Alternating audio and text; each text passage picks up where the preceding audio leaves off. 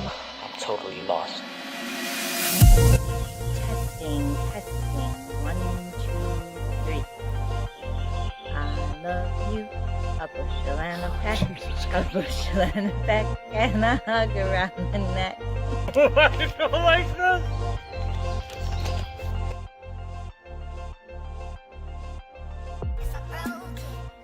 Hello, and welcome to the Two Joints podcast, where, during our morning sesh, we discuss walking the paths of committed partnership, child-led parenting, healing and spiritual guideship, and creating an off-grid, sustainable home in the jungle of Mexico. Roll one up, smoke 'em if you got 'em, and settle in for our extended safety meeting, strategizing divesting from capitalism and community building, with mutual respect for oneness and individuation.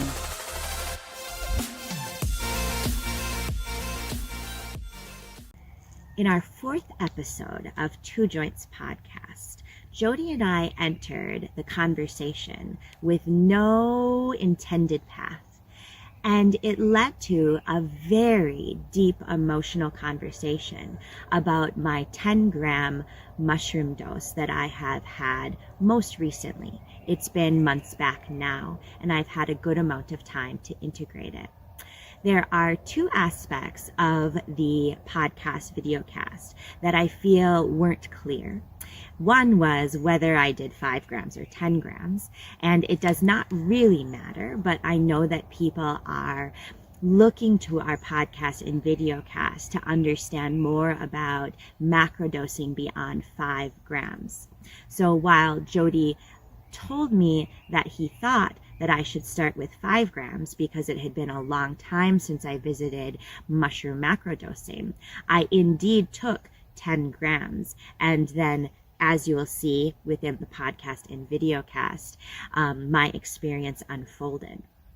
A second area that we didn't touch on that I think is very, very important is the degree to which Christianity and Catholicism, specifically in my family, was part of the foundation of the worldview that raised me.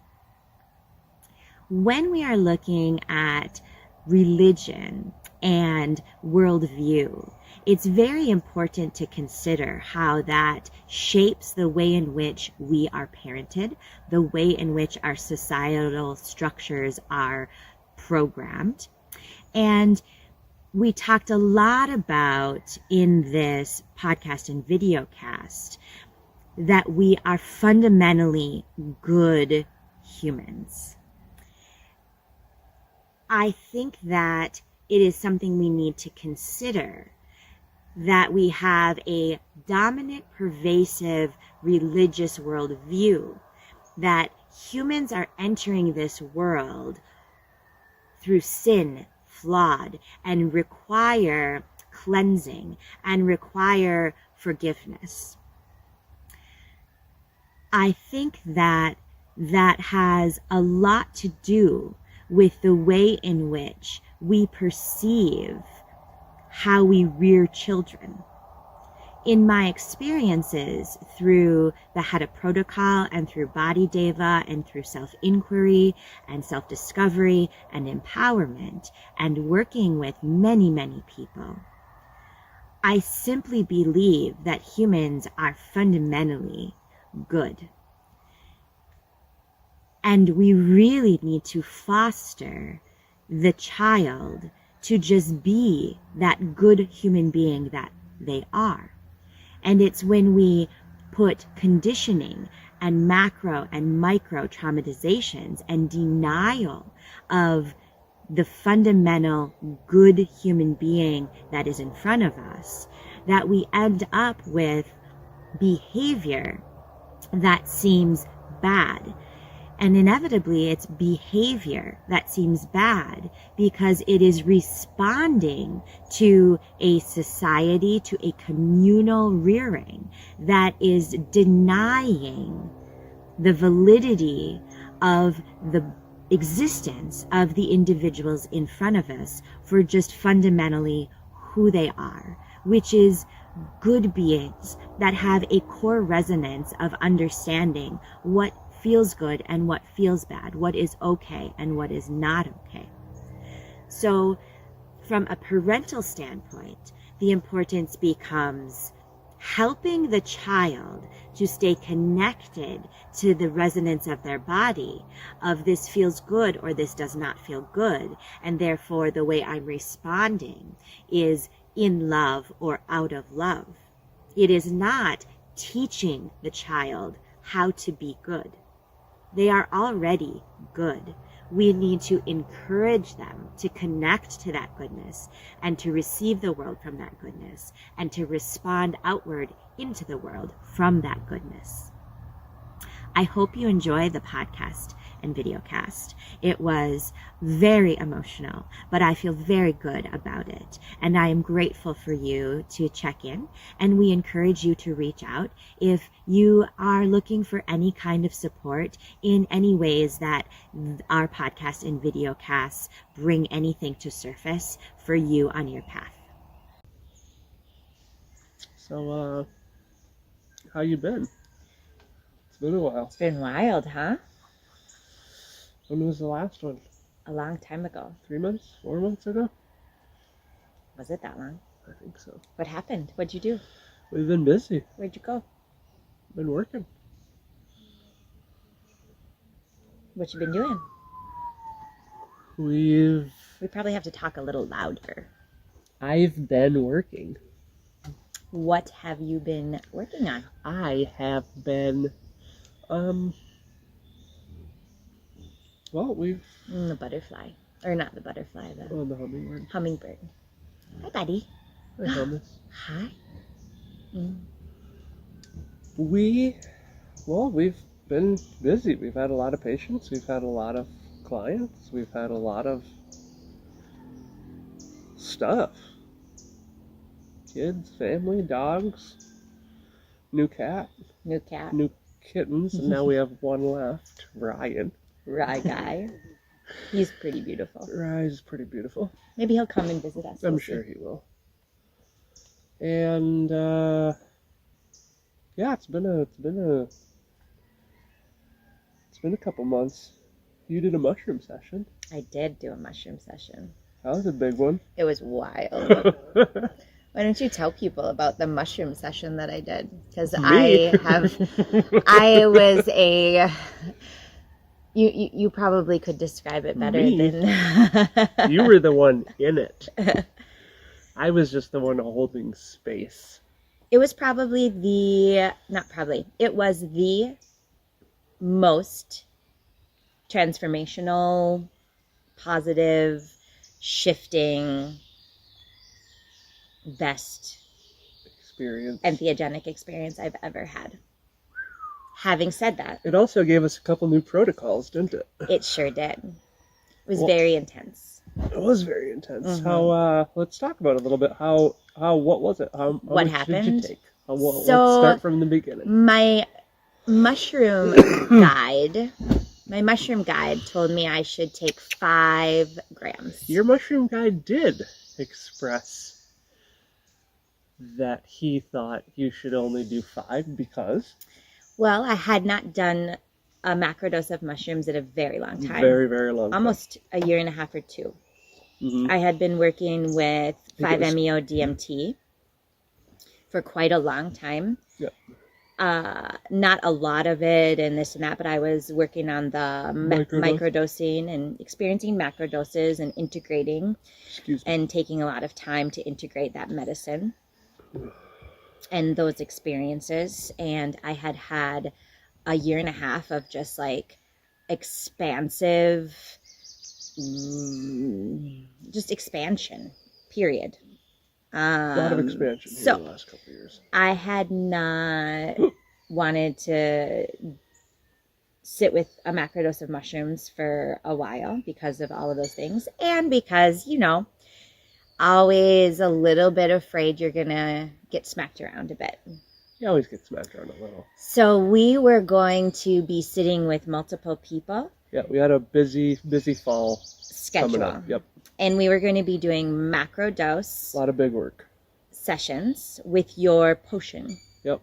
And I had never taken your potion before. I had done My potion is pretty special. Tell us about your potion. My potion, I have been developing this potion now for a couple years. Right? Uh-huh. It's been a work in progress, and it's been some trial and error of what works and what doesn't work. And I've realized during session work, I like when there is no potion, it is very elongated. So it takes an hour to an hour and a half to have full effects.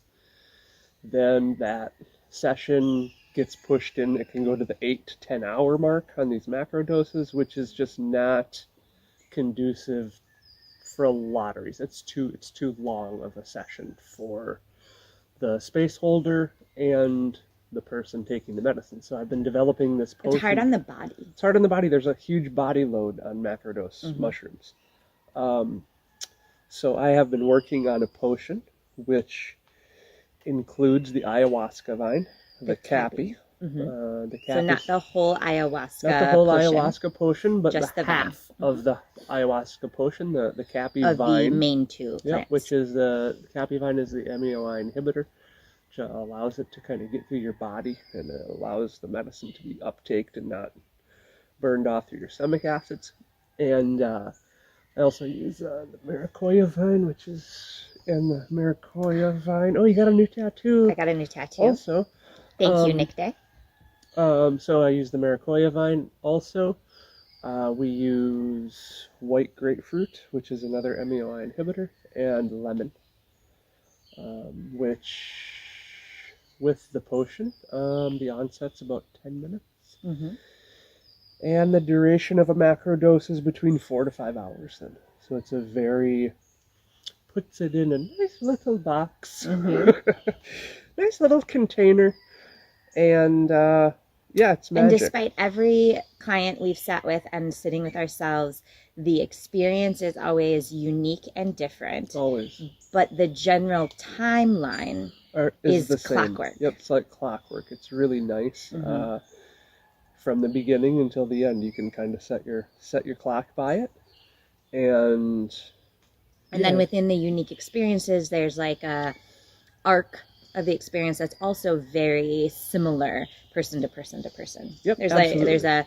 there's a kind of way we can watch the unfolding and the light shadow spiral work and the phases of medicine communication that seems to be very similar. Everybody is sitting with different messaging and they're working through their own stuff, and it's very unique acts differently to individuals, but the overall broad energetics container is very like clockwork. And the body load is slim to none. So we've had 0 people purge on our medicine, which is glorious. A little goes against the Maria Sabina side of it, where they really focused on the purge to get those things flowing within the body. It just doesn't resonate with me. The purge doesn't.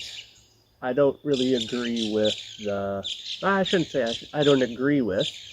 It's just not my style of medicine. So there's other medicines for the purging parts for you. Absolutely, yeah. There's other things. If you want to purge and you want to do a cleanse, there's other medicines that we can use. I don't like that during my mushroom work. I like it being as smooth as silk and having no body load and no stomach aches, and so you can enjoy. So going back to the original conversation, we are about to go into multiple sessions with people, and I was uncomfortable having not been so far out, being so far away from my last one, holding space for others, and also not having experienced your potion in its full glory. In the full glory. So you told me to take 5 grams. I did, because I was concerned with the retention. Yeah, the ramp up and the retention. So it is a very fast onset, and when you're not used to it, it's not bad, it's not scary, it's not anything, it's just fast. And when you're not used to the speediness of the potion, it can just, it's a lot for the mind. It's a lot for the mind, that 10 gram, and just to go back on this, the Terence McKenna is the 5 gram heroic dose, and you can do all these things. And it's very true, 5 grams is a very beautiful dose for a lot of people. But there's so much more. So I'm up to about 42 grams in my session work myself, and there is so much room for expansion and so many beautiful aspects to this medicine that you don't even touch on at 5 grams, and you just start touching on it at 10. Right. So it's So, I experienced a significant disassociation. Yeah. And I experienced the most beautiful, loving, compassionate moments of my parenting. So, this was most certainly a parent session for me. And I really sat with my mom and my dad in this session.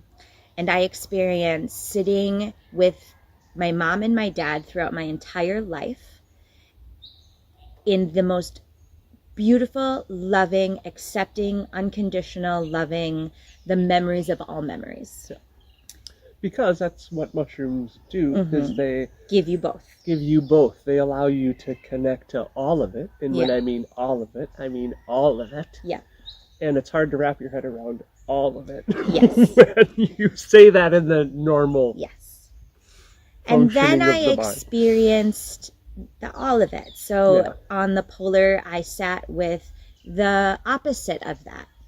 And it's very difficult for me to talk about this publicly because I love my parents more than most people love their parents, I think. And I agree. I love my parents, period. End of discussion. Having said that, part of the healing process is realizing that they were doing the best that they could with what they had. And that I'm doing the best that I can as a parent with what I have. And part of the healing and part of the self-discovery, personal growth, empowerment is realizing that there's capacity to do better, essentially, to be more loving, to be more unconditional loving, more kind. And that's really what we need to do as a world, as right? a society. Yes, as a society, I think we need to sit with that we more, need to sit with the fact that we're all doing the best that we can, given what we have right here, right now, and that we can do better. Absolutely, we can do better. And 100% we can do better. I think the beautiful story of my parents and the beautiful story of, we saw this with my mom's dad, who lived a very long life, was that I come from an ancestral lineage of healing. I come from an ancestral lineage of personal growth. I come from an ancestral lineage of empowerment. And so my parents are still learning about themselves and still improving the way that they want to experience the world. And it's beautiful to watch, and it's a glorious example. And without that ancestral lineage, I wouldn't have that in me to be so fiercely on a healing path and so fiercely looking at how I can do better and be more kind in this world. And be more present. And also then more fiercely come into my power. So with that said, I did experience in this mushroom ceremony the aspects of how I was raised that were invalidating to my true self. And it was really around my neurodivergencies that, to be very, very honest, I had the amazing ability to have a conversation recently with my mom about. And really, it's just that we had no idea 40 years ago. No, we were the first generation. So, yeah. Well, I shouldn't say the first generation, but I think we were the first generation that it was recognized within Western, within the Western construct. And we are just now discovering the real, like, we've been calling autism spectral forever. However, we haven't really been honoring the true sort of spectrum that it is. And so we're just now starting to look at the more highly functioning layers of neurodivergency. And in this mushroom ceremony, and I had been for like 2.5, 3 years, I'd been very aware because of our son's autism spectrum neurodivergency from his XXY, and just both of our kids are neuroatypical. And these are all words that I'm using that some people will wince at, and language is difficult and hard, and I'm just trying to meet the language where the language currently is. I believe we're going to get to a place where there is no neuroatypicality. There's just, people are different, everyone's unique, and we're going to accept everybody. Having said that, in our general society, we have a very strong push, and there's been a very strong push for a very, very, very long time for fitting people into a box of what is or is not, typical. And we have 2 children that don't fit in that box. And you and I don't fit in that box. Yeah, no. And from a very young age, I am realizing I didn't fit in the box. And there were aspects of who I was that were very outside of that box. And I behaved in a certain way. My body responded to my highly sensitive nature in particular ways that were difficult, I'm sure, for my parents to figure out how to deal with. And I think that's with our generation. Yes. So I sat with those things, and I became enraged during this mushroom experience. Is that the best way that you can describe it? Because now I have to kind of... Well, I wouldn't say enraged. Enraged is...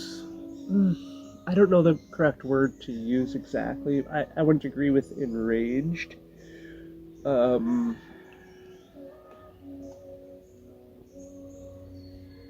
wouldn't say enraged, but I don't know the exact word of how to categorize. And to be clear, what I was experiencing, like my parents were not physical with me.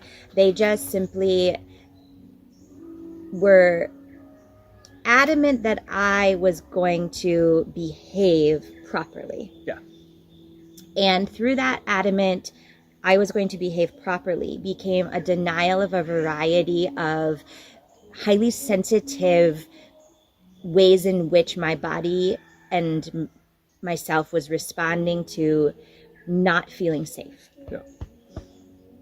And so suppressing an impetus that I had to throw up. So I now know that I am highly sensitive to a variety of foods, and that I have an autoimmune disorder of sorts, and this, that, and the other. And when I was young, I responded to foods in a throwing up fashion, the way people do when they're intolerant and allergic and things like that. So, things like that.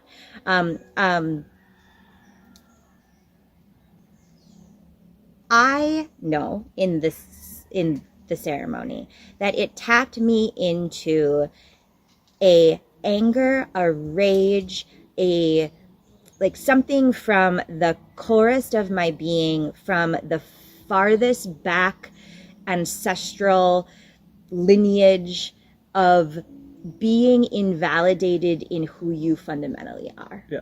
And I was as a child. And I then, so that was part of it. There was a lot of like screaming.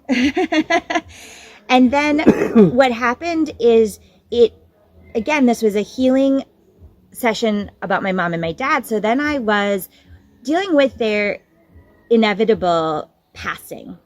Yeah. And they're both healthy in their 70s, and they're going to be here for a long time. But it most certainly was something that I was dealing with. And so I was dealing with the possibility of their passing and dealing with time. And macrodosing of mushrooms really has the ability to put people in this allness of time and really questioning our relationship to time. Yeah. So I started to realize that there's just a veil of time that keeps us in the container of our lifetime. Yeah. And the messaging that I was getting in this session was that I could save my parents from 3D reality death if I did 1, 2, or 3 things. So if I sang, which was my highest, whitest, most purest light. So if I stepped into singing, the white light, whatever this is, if I just became my purest, truest, most creative, loving self, which seemed to be manifesting via singing, then I could save them. I could break through the layer of our 3D time, our lifespan, and I could prove that it's a construct, and I could essentially pull that veil down, and then they live on forever in my reality. But I was really struggling to do this. So then I had the option to let them pass, which was absolutely not happening in this session. I was so resistant to letting them go. And then the third option was that I could bite through this layer, this white layer. And that started to manifest into actual biting because I was not going to let them die. And I was struggling to step into my highest, truest, most glorious singing self. And so biting was the middle option that I was willing to entertain. And that was manifesting in the real encounter of my body, in actually physically trying to bite myself. So it was really, really difficult for you because you were having to hold space for someone that was not aware of what I was doing and was trying to hurt myself. Yeah. So for 2 hours. It's about 2 hours. You. The jiu-jitsu match was on. It's the easiest way to put it. And for me holding space, it was, how do I do this? I knew where you were at. Mm-hmm. So it was for me how to keep you as safe as possible during this experience without me affecting your session in a negative way as the space holder. But after a while, I could not allow you to continue with the self-destructiveness. So I did have to intervene and put hands on you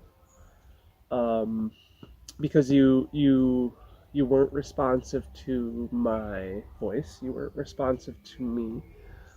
You were definitely in your world processing a whole lot of stuff, right? So at first I was a little apprehensive about, because I don't like, we don't like touching, we don't like to intervene it's really like to allow that person that freedom and that space to have a human experience, but without hurting themselves, right? And once that wasn't the case, and I knew, the biting had started, and because I'm okay with screams, I'm okay with all of it, except the biting, physically harming. Then it is time to jump in there and to do the work that I do. So yeah, it was a lot of rolling around, a lot of trying to hold you, a lot of trying to get your attention, to focus on me, which wasn't working. No, because you become...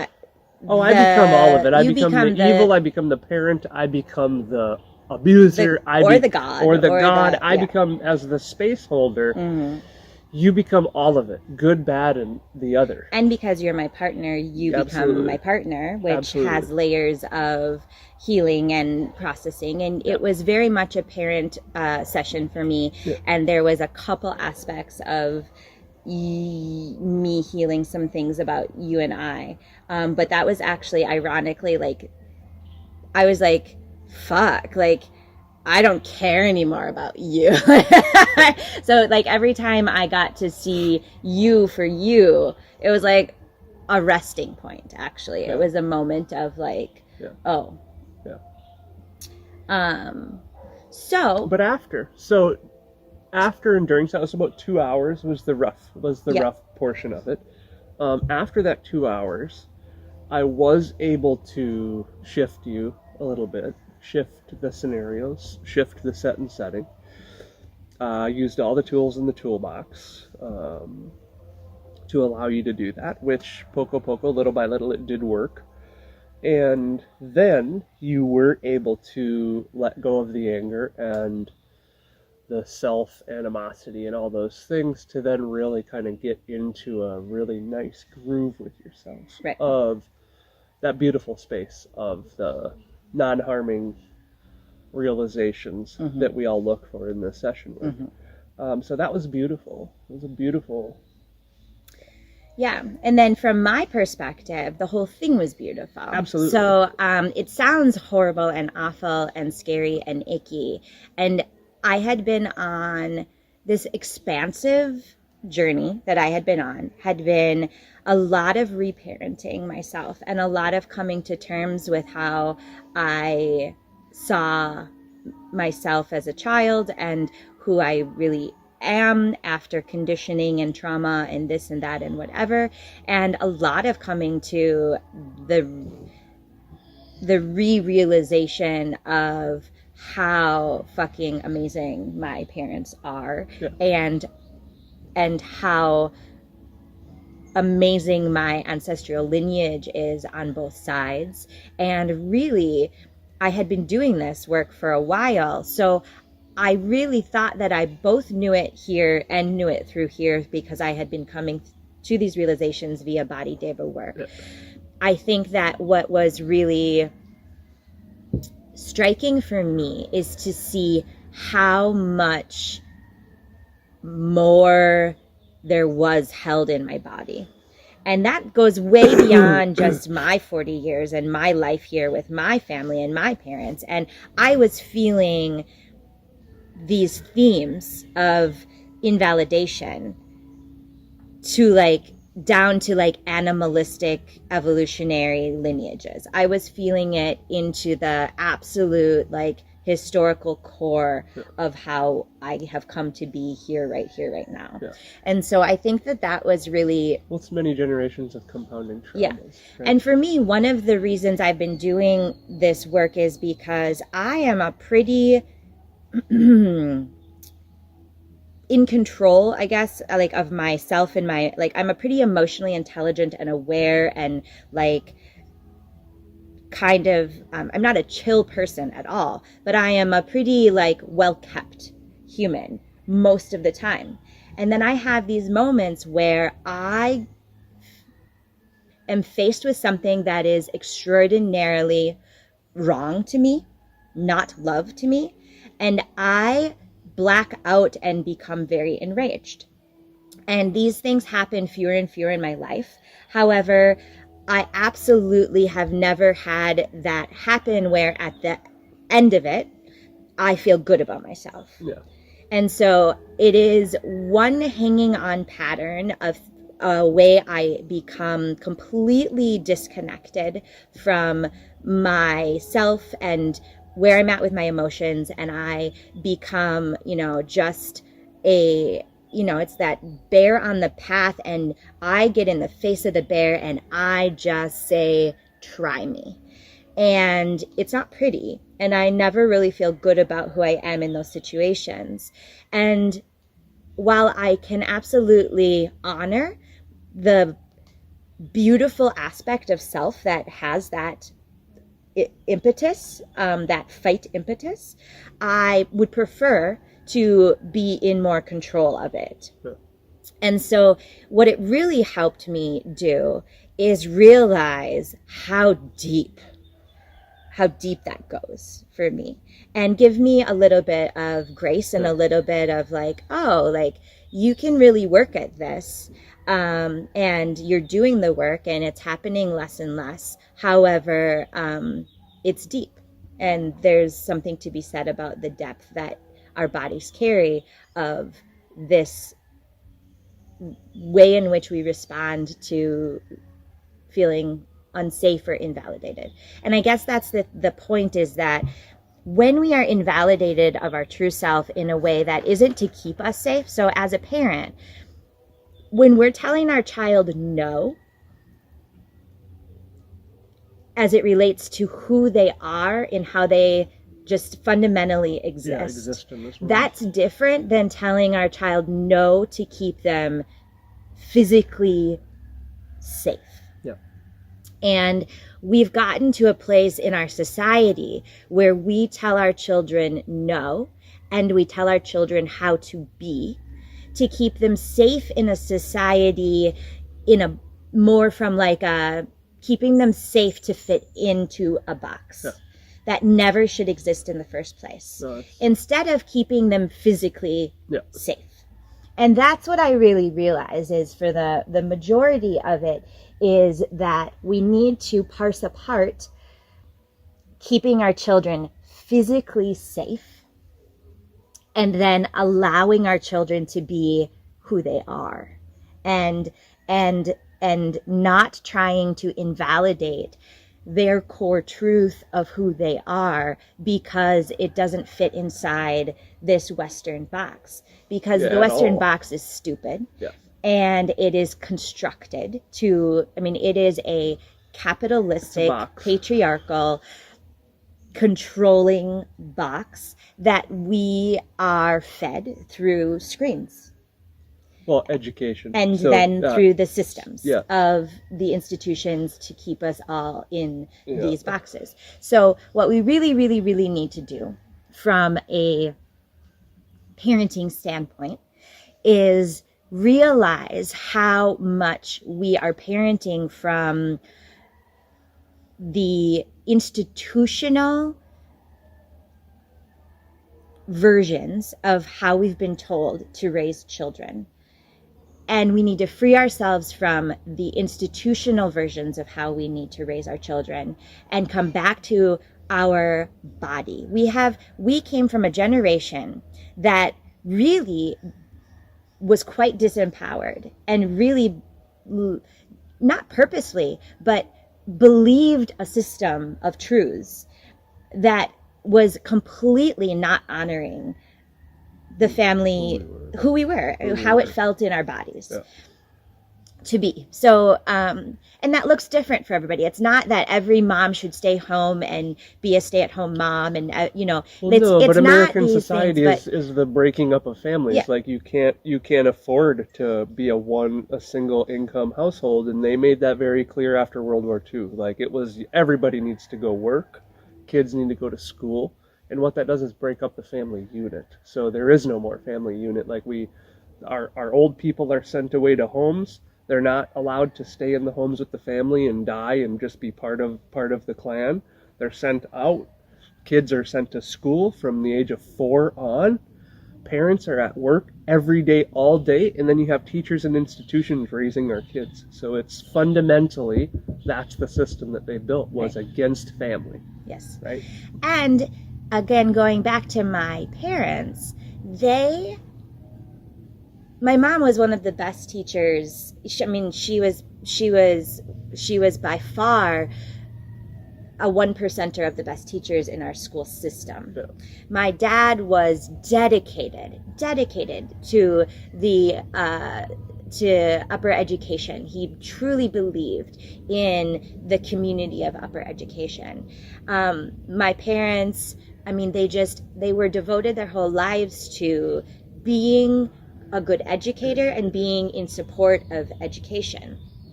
And so that's really hard for me because they were amazing at what they did. And they did a really good job within the system doing better. My problem isn't with them and with their efforts. It's with the system. Yeah.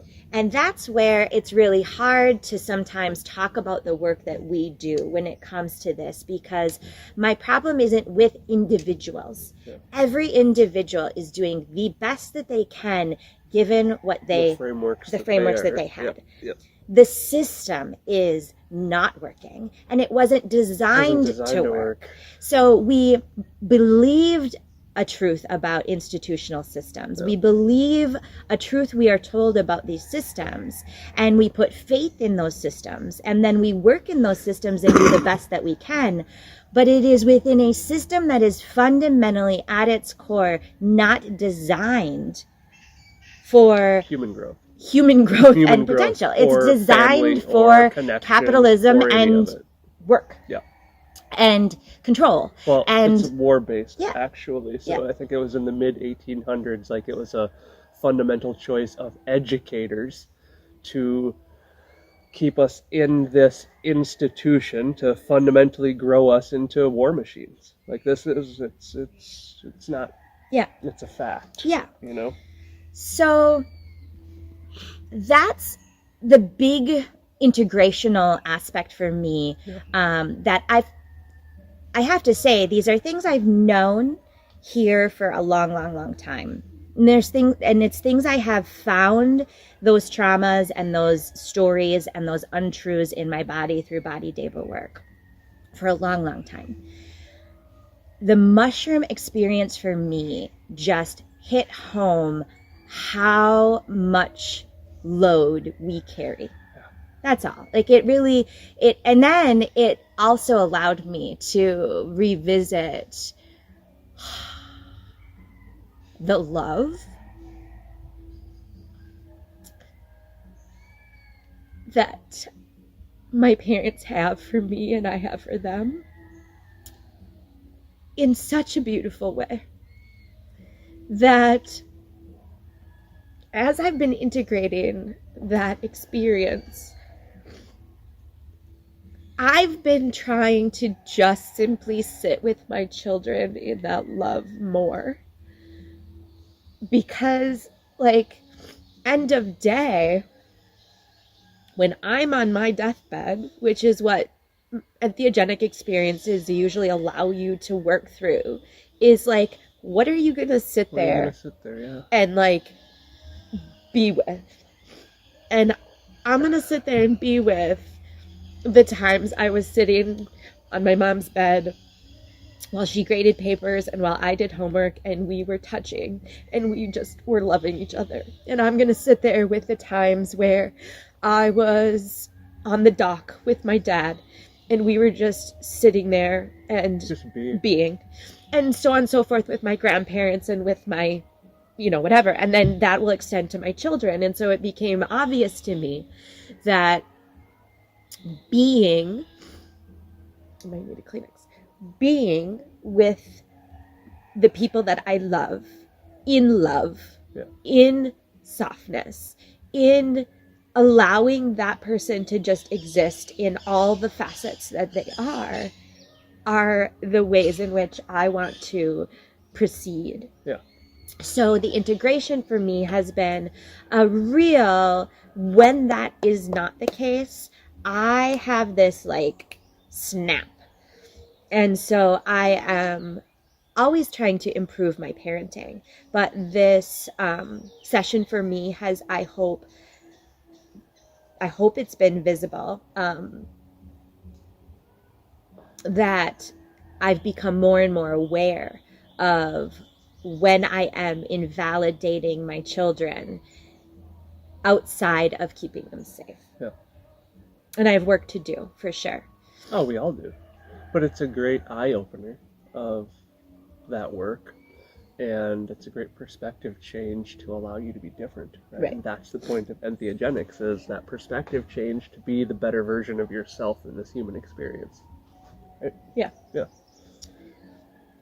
So there's so much I could say because it was such a beautiful experience. I was in a nest. There's this beautiful nesting imagery. There are these beautiful colors of really what I realized is I want to live in green. I went through, right? I went through, the stuff that was no fun was red, of course. And then there is this white potential. Yep. But then I experienced this beautiful gold yellow, which is sort of that moving from green down into the red, which is kind of that space of realization. So like not getting to the red. Yeah. So for me, it's in the yellow, that's the warning. That's the warning. That's the like, this doesn't feel right. Doesn't resonate with me. Mary Chatan's Body Deva work, one of the tools, I don't know if it's in the Body Deva book or in one of her other books, but she gives this red light, green light, yellow light kind of thing. And I use that, and I've used it forever. So the red, yellow, and green imagery of this, I already use with clients when we're trying to kind of figure out yes, no, maybe. And now with polyvagal, there's a lot of red, yellow, and green in the imagery that's coming around for tools. So there was that. And then there was this truth of time, and I tapped into these beautiful ancestors that were guiding me through this, and I have images of them, and then I have images of this Karen godmother, which when I did my ancestral guide that I tap into to be the sort of voice and the energy of my conduit to my ancestors when I'm doing that shamanic work is her name is Karen, and she is a sister of Mary. And it's just a really beautiful thing that I use. And I have a Karen godmother back home in River Falls, and I have a Karen godmother here in Puerto Vallarta. And so it's really tapped me into that, I know here.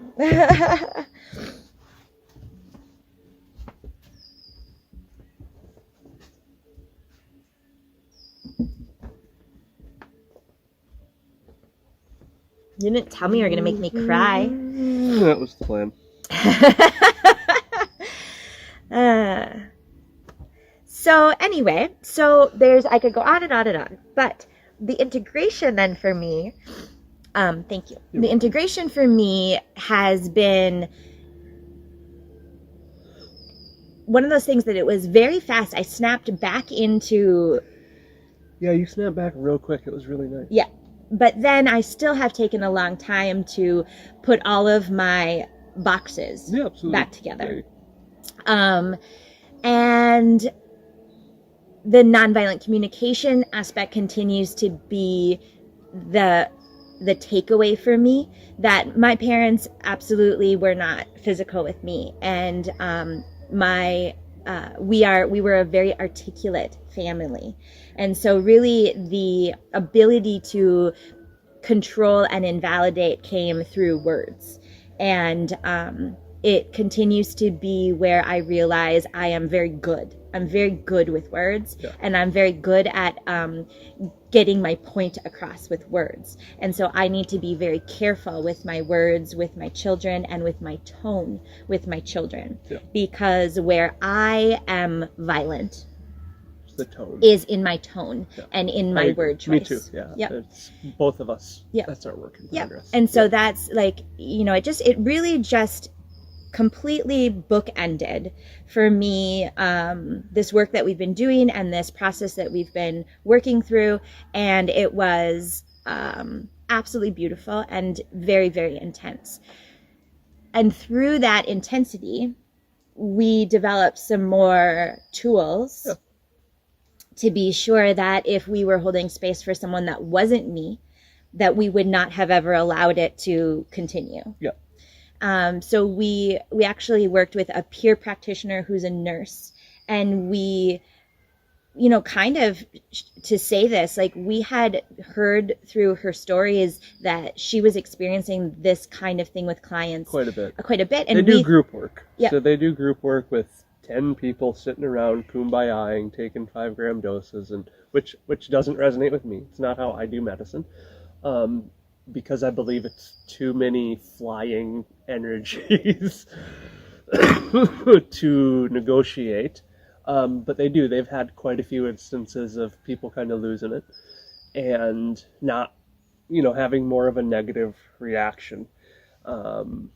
So they had developed a protocol to alleviate that negative situation, to allow that person to kind of come back down, recapitulate, and kind of go to bed. And so we now have those tools. We do use those tools now. Haven't used them yet. And the irony is, if I was asked, I would have said no. Leave me in it. Yeah, it's a fine line because it's part of the process of working through these things in your mind.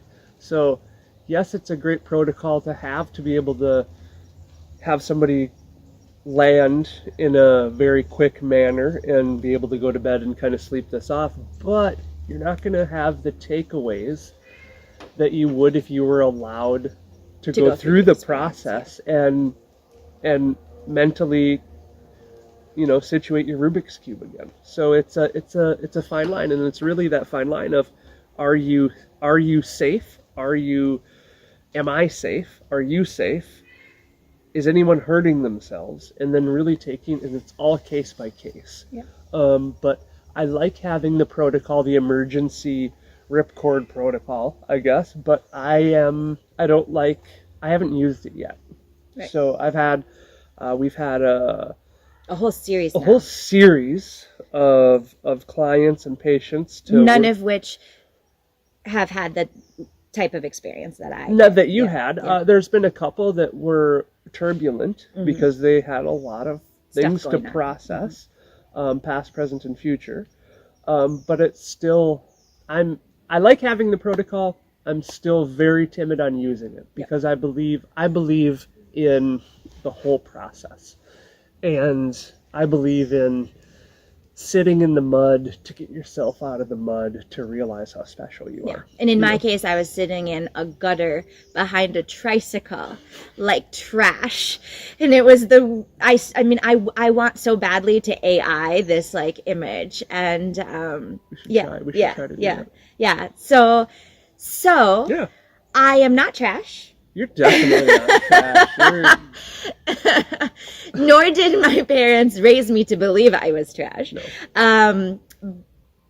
But most certainly when we invalidate people's true natures, that's how we make them to be felt. And so that's important to understand that how we actually feel about people and how we want them to feel for themselves. We need to be sure that how we are with them, how we hold space for people in life, how we communicate, our tone, all of it. Make sure that we're clear how much we love our children and how much we want for them to be the beautiful, loving beings that they are. And we need to take a serious reflection in the institutions that are creating the parameters of what is normal, what is not normal, what is typical, what is not typical, what is divergent, what is not divergent. And my belief system is that us highly sensitive beings and these children being born with even more highly sensitive natures are the absolute red light for where we're at, and we're not doing well. And we need to do better. And through taking care of these children in full, unconditional, loving, safe manners, on honoring their feelings and their needs and figuring out how to communicate properly is going to be the thing that helps pull us out of the mud. Yep. So then we tend to follow these macrodoses with a 5-MeO-DMT experience. And I waited a very, very long time because this was a really huge thing for me. And why do we use that? So the mushrooms tend to give us this sense of compassionate truth to ourself and to other. Yep. And it does it by showing us total compassion and love and total not compassion and love. Yep. That seems to be the pattern that happens. Yep.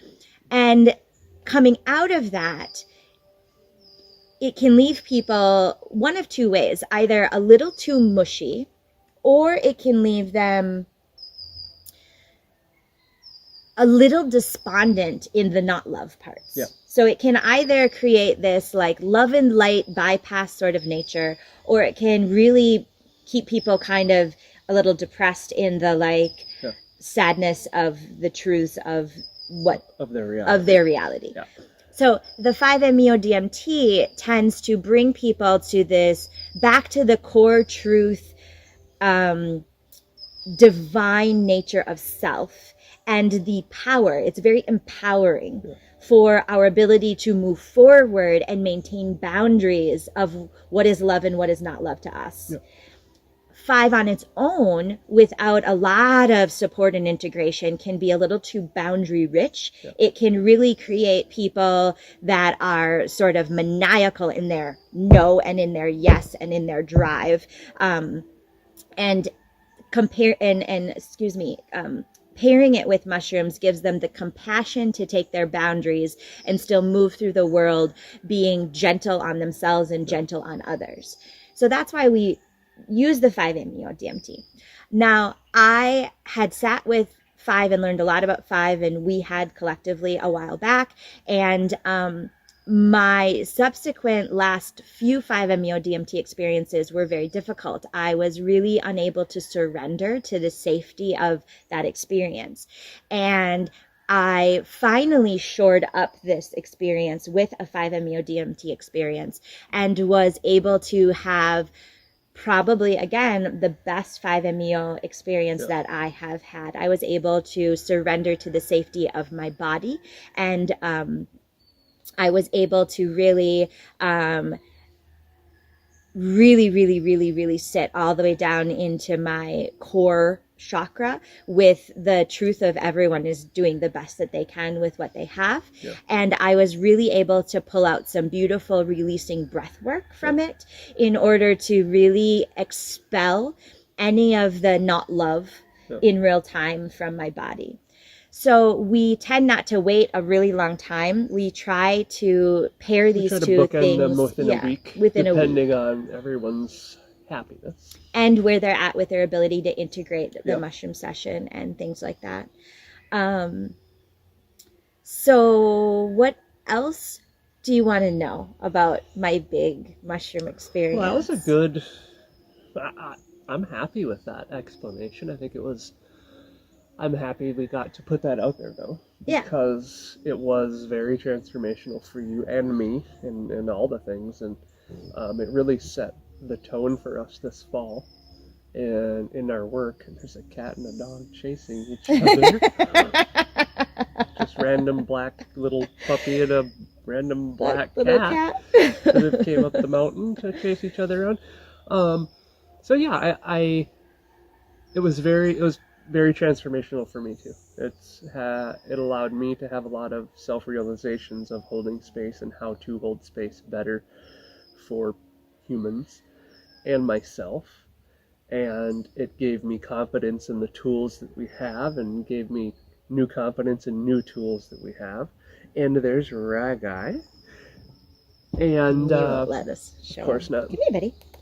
So yeah, I think it was beautiful. I really appreciate you sharing and being vulnerable and walking us through that process, because I think it helps us all. Yeah. Well, the ultimate takeaway from the experience for me was that I need to let my parent shit die. Like, not my parents. No, not your parents, but your parents' shit die. Yeah. And biting my way through this is not the way to do it. So that angry biting, that physicality but it is we all deal with our upbringing and with our history as humans. We are dealing with an unfathomable amount of traumas, and that starts with all of us through our parents. So there's no judgment. Right. So it's I'm proud of you for having those realizations and working through that, because it's a necessity in letting your parent shit die. Yeah. And I need to sing. And that's really been one of the reasons why one of the reasons why I have trouble talking publicly about my life, is because I don't want it to shed negatively on my parents, because I love them so much and I respect them so much, and I believe that they did an amazing job given the situation. However, it has limited my capacity to share in a way that is helpful for others publicly. Yeah. It has limited. I'm very careful. Even my other traumas that have nothing to do with my parents, I'm always very careful to be quite around, quite soft around those things, because again, I believe, and this is what I try to work with our clients on, is that we need more to look at the systems and less to look at the individuals. Yeah. And the individuals are just doing the best they can, functioning within the system itself. Yes. Yes. Yeah. And so but most humans are fundamentally good and full of love, and they are in a system that's telling them all the opposites. Yeah. Of that. And not only most, the divine truth I keep coming to in all of the work that I do with or without medicines is that we all are beacons of love. Yeah. We all are, our bodies are the litmus test for love. Ancestral lineages and thousands and thousands, who knows how long, of time of not love is stored in us as junk in our body, as the trash in our body. This lifetime traumas and conditioning is stored in our body and has polluted our mind, so that we are not aware, we are not connected to the litmus test of love. Yep. We have completely disconnected. We are so dysregulated and we are so disempowered from our bodies and our truth that we are good, loving, wonderful beings. And we don't need to look for that. We don't need to be taught that. We don't need to have school or any kinds of institutions tell us, health systems tell us how to be. Yeah. We need to be allowed to be that litmus test for love from the get-go.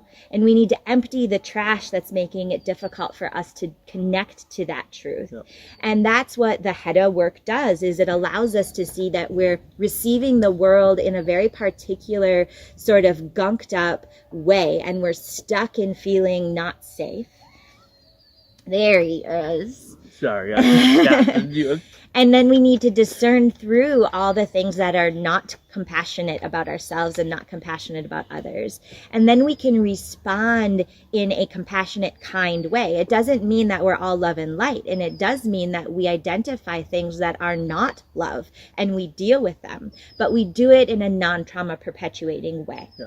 And that's really what I hope we can continue to offer in the way that we guide and serve, is that healing process and that self-discovery process and that empowerment process.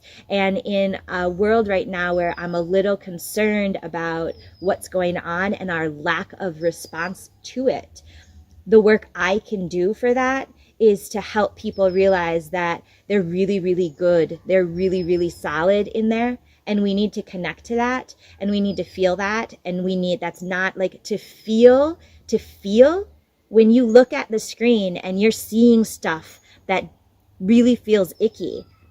That's good that you're still feeling icky. Yeah. If you're not feeling icky when you're looking at this stuff, that's the level of disconnect that you have.